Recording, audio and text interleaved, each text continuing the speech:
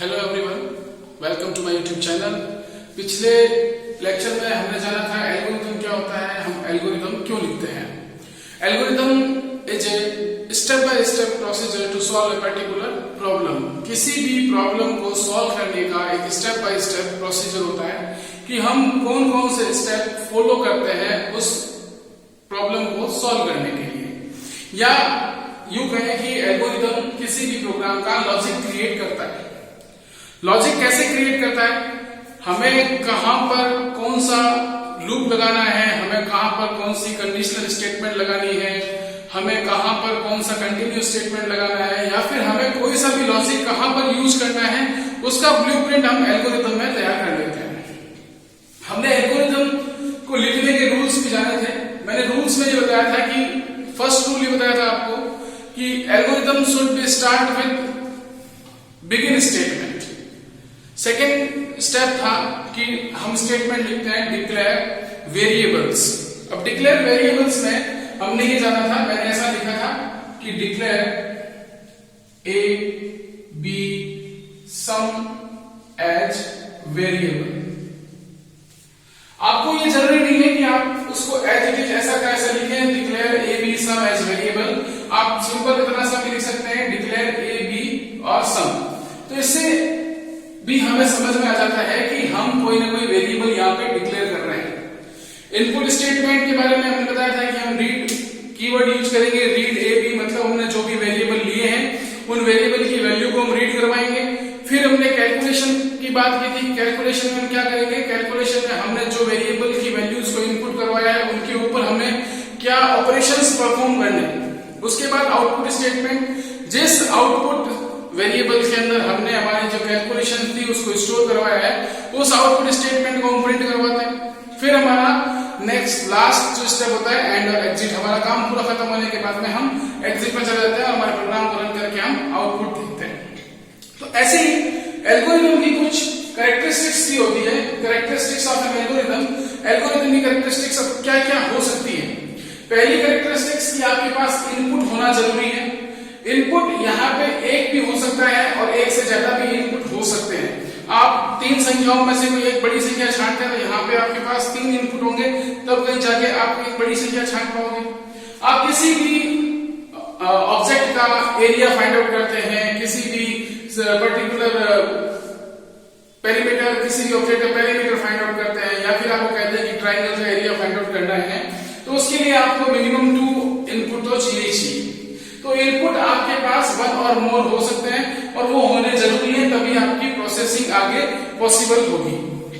Second, output. Input आपके पास 1 और मोर हो सकते हैं, लेकिन आपके पास आउटपुट एक ना एक आउटपुट तो ये प्रोड्यूस करेगा ही करेगा।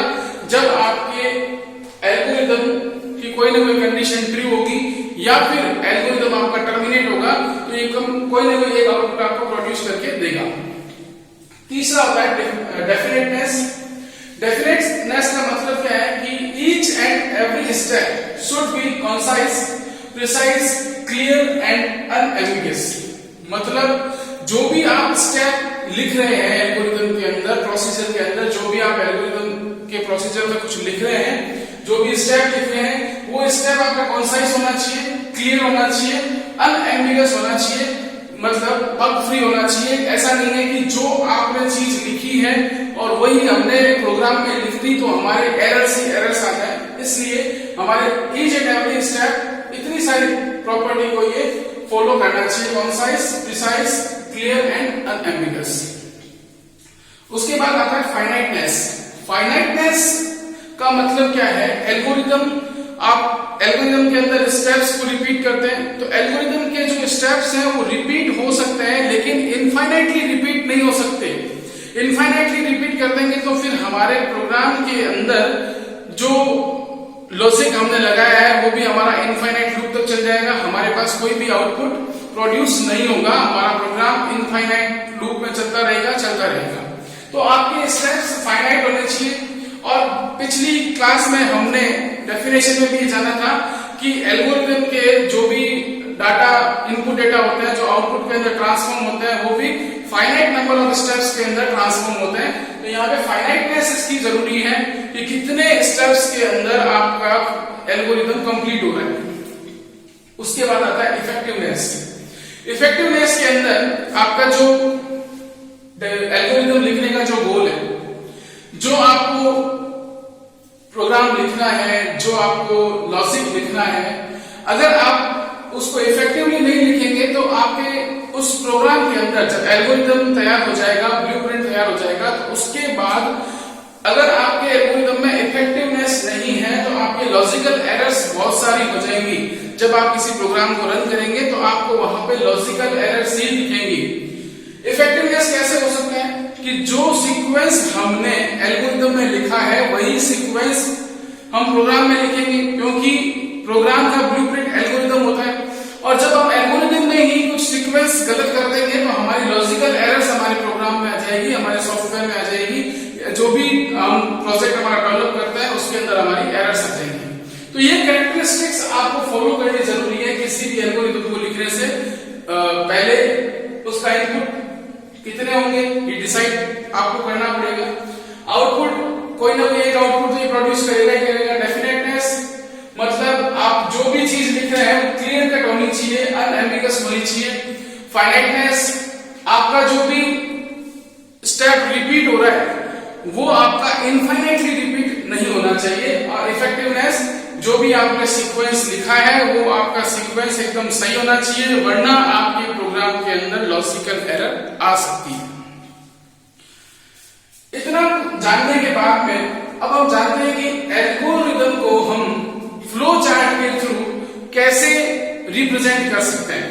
कुछ स्टूडेंट्स की मेरे पास क्वेरी थी कि एल्गोरिदम को फ्लो चार्ट के थ्रू भी समझाया जाए, तो इसके नेक्स्ट टॉपिक को हम समझते हैं। बात करते हैं representation of algorithm through flow chart. Flow chart is A next stage of algorithm. Algorithm की अगली स्टेज है हमारा फ्लो चार्ट। और क्या है flow chart? Flow chart is a graphical representation of N algorithm. किसी भी एल्गोरिदम का ग्राफिकल रिप्रेजेंटेशन फ्लो चार्ट कहलाता है। किसी भी एल्गोरिदम का पिक्टोरियल रिप्रेजेंटेशन फ्लो चार्ट कहलाता है। अगर आप कोई एल्गोरिदम लिखते हैं और उस एल्गोरिदम को अगर आप किसी ग्राफिक्स के थ्रू समझाना चाहते हैं, ग्राफिक्स के थ्रू एक्सप्लेन करना चाहते हैं, तो हम वहां पे फ्लो चार्ट लिखते हैं, फ्लो चार्ट बनाते हैं। फ्लो चार्ट हम कैसे बनाएं? फ्लो चार्ट बनाने के लिए हमें कुछ सिंबल्स यूज करने पड़ते हैं, हमें कुछ सिंबल्स की जरूरत पड़ती है। वो सिंबल्स कौन कौन से हैं? तो सिंबल्स है, पहला सिंबल है एलिप्स, दूसरा है पैरेललोग्राम, तीसरा है rectangle, flow lines, rhombus and connector. कौन कौन सा सिंबल क्या क्या काम आता है?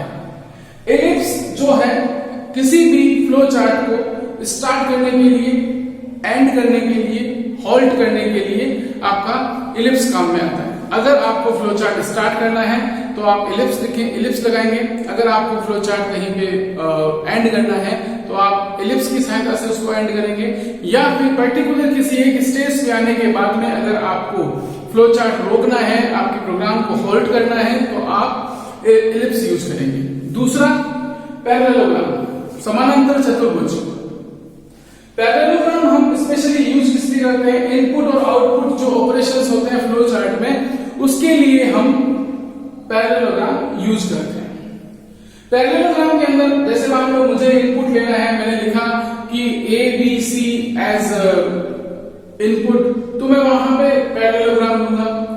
उसके बाद मुझे यूज करना है रेक्टेंगल। रेक्टेंगल जो सिंबल है वो किस लिए यूज में आता है? रेक्टेंगल स्पेशली यूज में आता है जो भी आपके अरिथमेटिक ऑपरेशंस होते हैं, addition, subtraction, multiplication, division, modulus, percentage, whatever जो भी आपके अरिथमेटिक ऑपरेशंस हैं या फिर जो भी आपके डेटा मूवमेंट है कि आपने प्लस किया और तीसरे वेरिएबल में आपने वैल्यू को स्टोर की, मल्टीप्लाई किया आपने तीसरे वेरिएबल में वैल्यू को स्टोर की, वो जितना भी मूवमेंट होगा इंस्ट्रक्शंस का कि किस वेरिएबल में वैल्यू स्टोर हो रही है, और जो अरिथमेटिक ऑपरेशंस जितने भी होते हैं वैसे अरिथमेटिक ऑपरेशंस वो सारे के सारे इस रेक्टेंगल के थ्रू शो किए जाते हैं।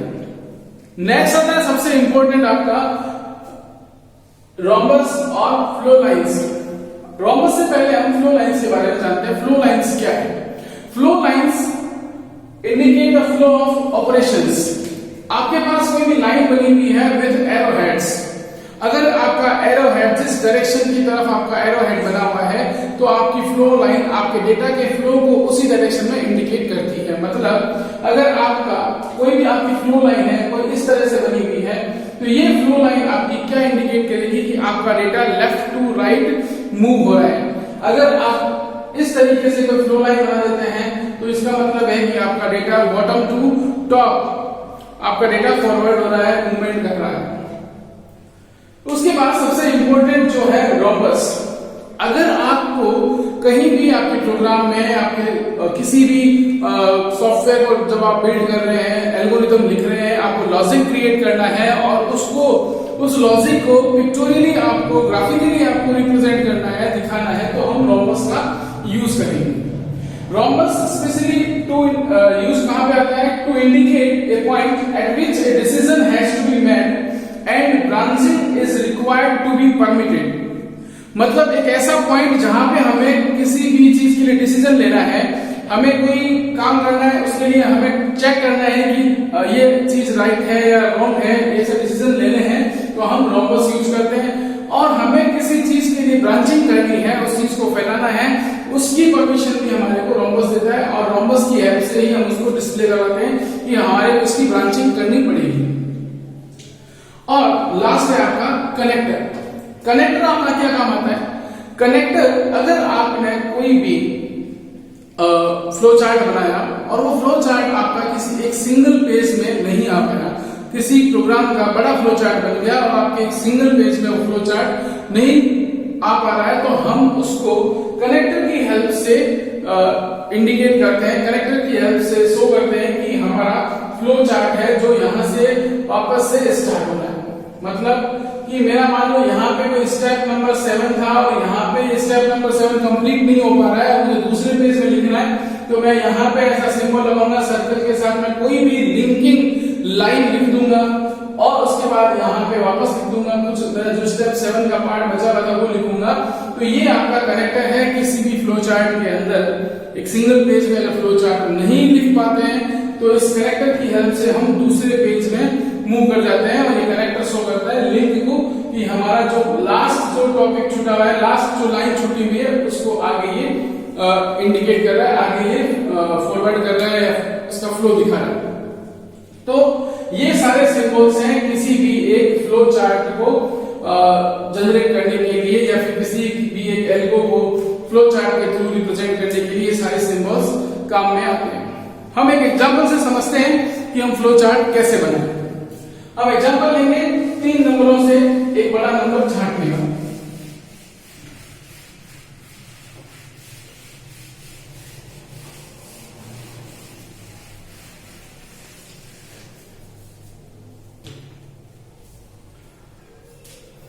तीन नंबरों में से हमें एक बड़ा नंबर छांटना है, तो सबसे पहला काम, सबसे पहला सिंबल क्या था? एलिप्स, जहां पे मैं लिखूंगा स्टार्ट। इसके बाद मुझे क्या करना है? इनपुट और आउटपुट स्टेटमेंट्स फ्लो चार्ट के अंदर दिखाने हैं, तो मैं क्या यूज करूंगा? पैरेललोग्राम।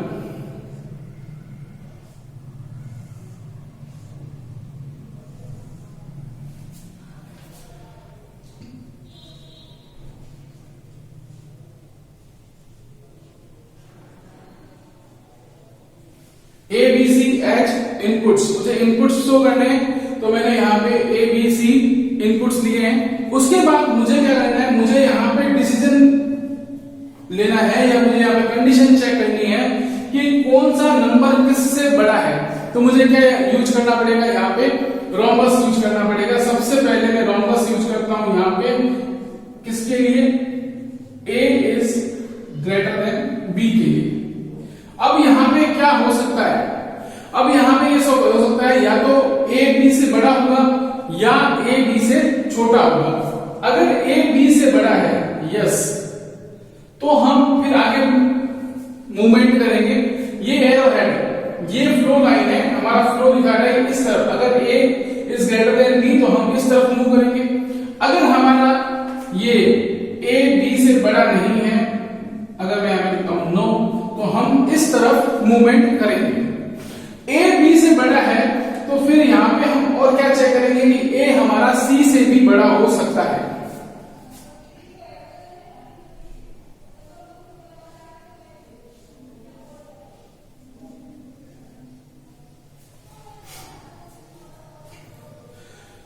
और अगर ए हमारा बी से बड़ा नहीं है तो यहां पे क्या हो सकता है, जो हमारा बी डेटा है वो हमारा सी से बड़ा होगा। क्लियर यहां तक? या तो क्या होगा कि ए बी से बड़ा होगा, अगर ए बी से बड़ा है तो ए सी से बड़ा होगा, ए बी से बड़ा नहीं है तो बी आपका सी से बड़ा हो सकता है। अब हम क्या करें, इतना लॉजिक हमें समझ में आ गया कि अगर हमारा ए और बी, ए बी से दो नंबरों को हमने कंपेयर किया, तीन नंबरों को हम यहाँ पे साथ में कंपैरिजन नहीं कर पा रहे, ए को बी से हमने कंपेयर किया, हमने कहा A is greater than B, yes, तो हमने वापस ए को कंपैरिजन किया सी के साथ में। तो यहाँ पे हम क्या लिखें, अगर ये चीज है, अगर यस है तो यहां पे हम क्या करेंगे, प्रिंट कर देंगे ए को। और ये मतलब अगर ए बी से बड़ा है और ए सी से बड़ा है तो हमारा इन तीनों में से नंबर ए बड़ा हो गया, हमने ए को प्रिंट करवा दिया। अगर बी बड़ा नहीं है सी से और ए बड़ा नहीं है सी से, तो हम यहां पे क्या करवा देंगे, इन दोनों को कंपैरिजन करने के बाद हमारे पास एक रिजल्ट क्या निकल जाएगा, सी को हम प्रिंट करवा देंगे। क्यों? क्योंकि ना तो यहाँ पे ए सी से बड़ा है, ना यहाँ पे बी सी से बड़ा है, तो इन तीनों में सी आपका बड़ा हो गया। और अगर ए बी से बड़ा नहीं है और बी सी से बड़ा है तो यहां पे अगर ये यस कंडीशन आती है तो यहां पे आप प्रिंट कर देंगे बी को।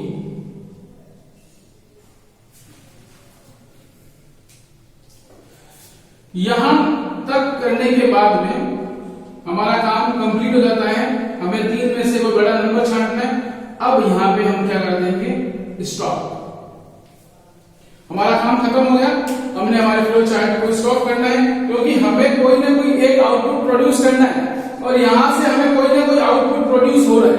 अगर हमारा ए बी से बड़ा नहीं है तो यहां पे आता है, ये आपका डेटा फ्लो यहां होता है और इस रोम्बस पे आता है बी इज ग्रेटर देन सी। अगर ए बी से बड़ा नहीं है तो बी ए से बड़ा है और बी कंपैरिजन होता है सी के साथ, और बी सी से बड़ा है तो यहां प्रिंट बी हो जाएगा। एक आउटपुट आया हमारे पास, ए बी से बड़ा है और ए सी से भी बड़ा है तो हमारे पास एक आउटपुट और आ रहा है, प्रिंट ए कर देंगे हम। अगर ए बी से बड़ा नहीं है और बी सी से बड़ा नहीं है और यहां पे आने के बाद में ए सी से बड़ा नहीं है तो यहां पे लास्ट हमारा एक आउटपुट क्या प्रोड्यूस हो रहा है कि हमारा यहां पे ये सी बड़ा है। क्लियर यहां तक? तो इस तरीके से हम फ्लो चार्ट जनरेट करते हैं। ये फ्लो चार्ट था मैक्सिमम among 3 numbers।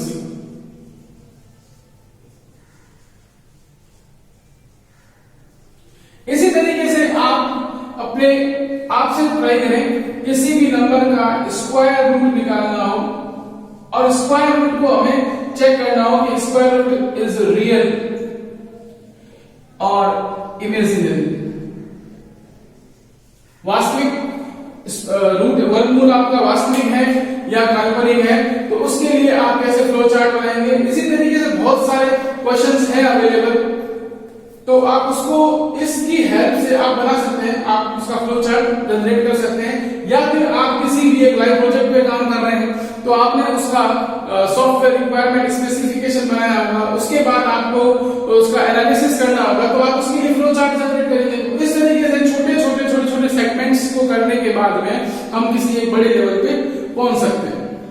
अगर आपको मेरा ये वीडियो पसंद आया हो तो आप मेरे चैनल को सब्सक्राइब जरूर करें, और इससे पिछले वाले जो भी मेरे लेक्चर्स हैं उनका लिंक इस वीडियो के डिस्क्रिप्शन में मैं डाल दूंगा, आप वहां से मेरे पिछले लेक्चर्स चेक कर सकते हैं। Thank you.